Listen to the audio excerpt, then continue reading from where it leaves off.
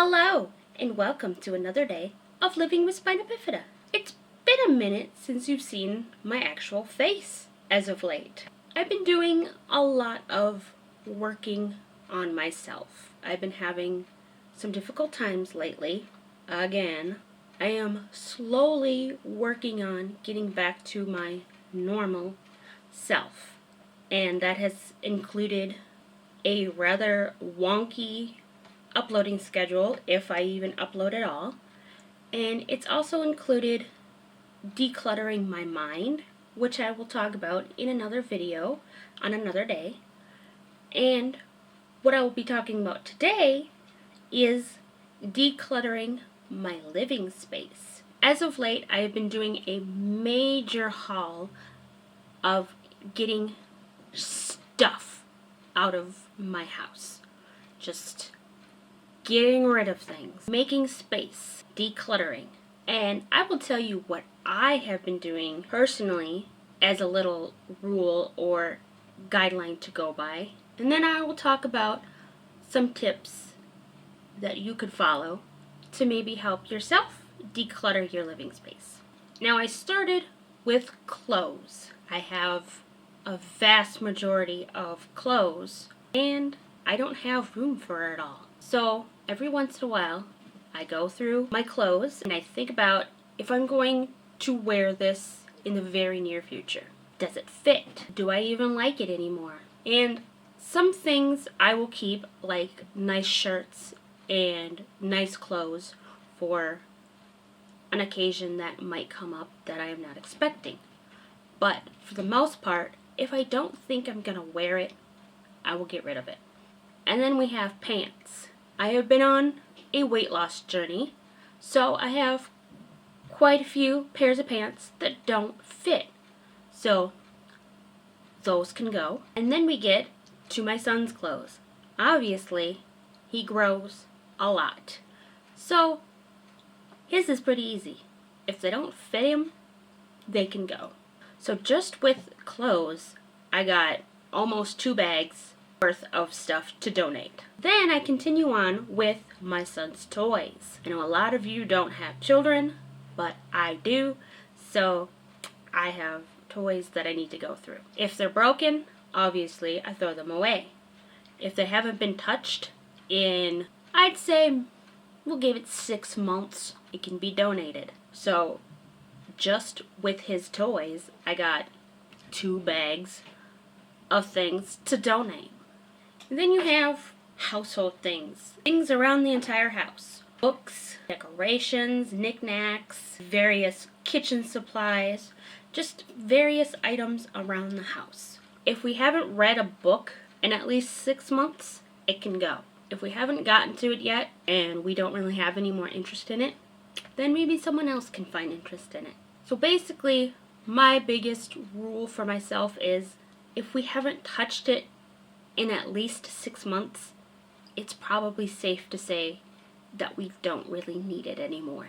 Unless it's obviously something that we keep in case of an emergency, like candles or first aid kit or emergency things, or holiday items, decorations, or dishes and decorative plates and all that stuff that you use throughout the year, but not all of the time.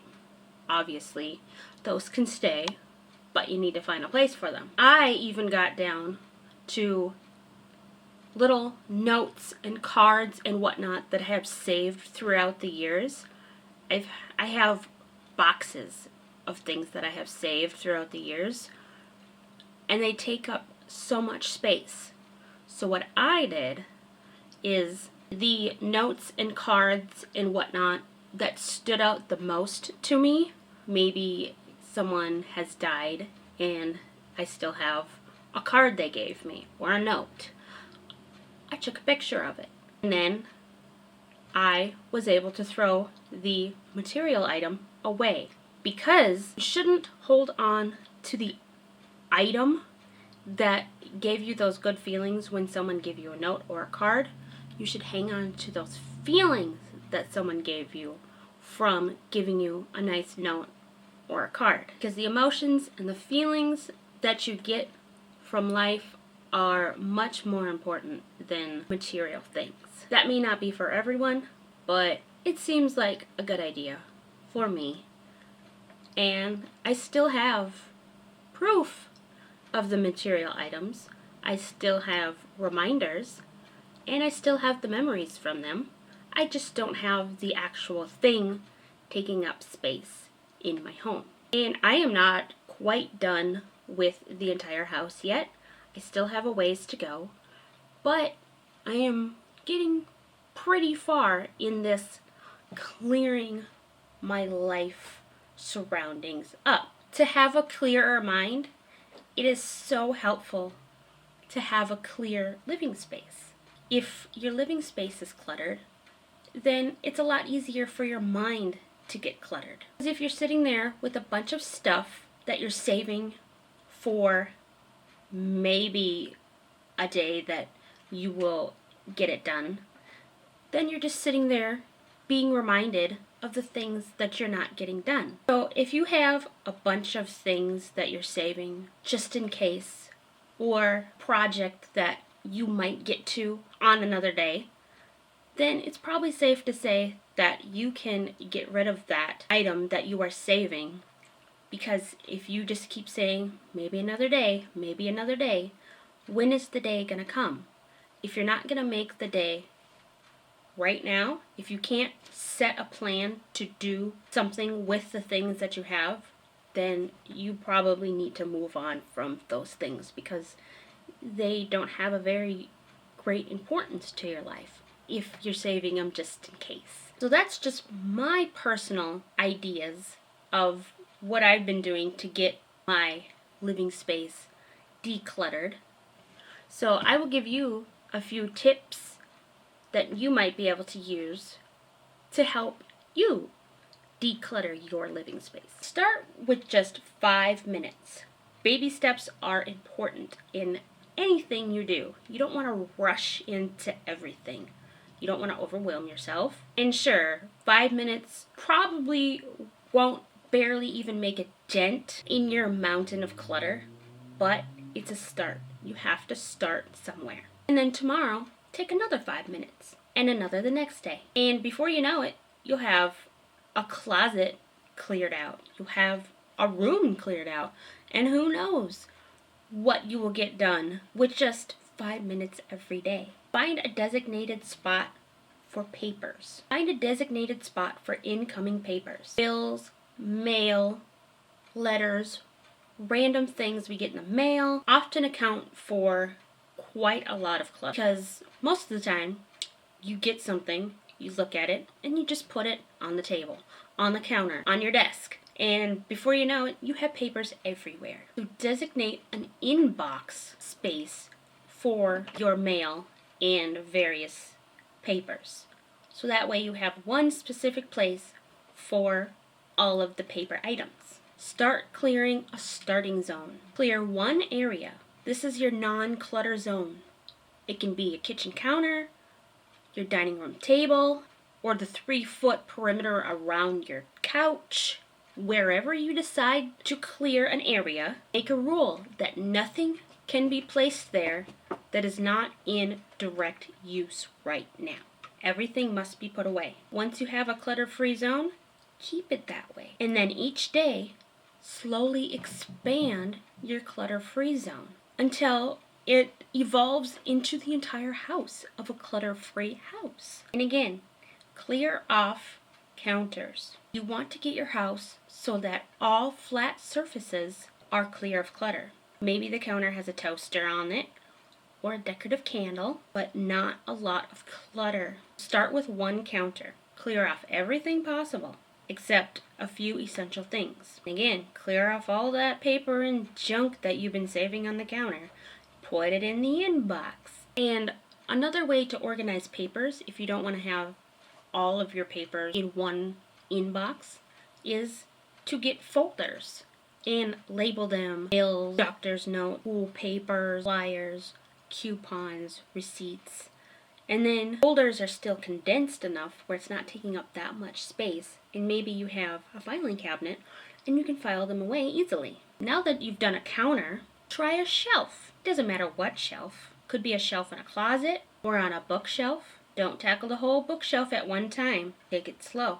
Do one shelf. Clear all non-essential things and leave it looking neat and clutter-free. Schedule a decluttering weekend. Maybe you don't feel like doing a whole decluttering session right now. Maybe you don't have time. You work. You have school. You have other responsibilities. But if you take the time to actually schedule a time, it'll be easier to take responsibility and actually get it done. If you have family, if you have friends, get them involved too, especially if they live in the house that you are trying to declutter. Get them involved, have them help too. You might not get the entire house decluttered during the weekend, but you will have made great progress. Like me, I just do it one little bit at a time. It's not done yet, but I've been working my butt off and I've made great progress. And I will continue to make great progress. It's just not done yet, and that's okay. Pick up 5 things and find places for them. These should be things that you actually use, but that you just seem to put anywhere because they don't have good places to be put. So now is the time to find a good place to put the things. Designate an area for everything that you have. Do it one step at a time. Don't try to find an entire house, its spot right away. Just take it one thing at a time. Create a maybe box. Sometimes when you're going through a pile of stuff, you know exactly what you want to keep. The stuff that you love and that you still use. And what to throw away and what to donate. But then there's stuff you don't use, but you think that you might need it or want it someday.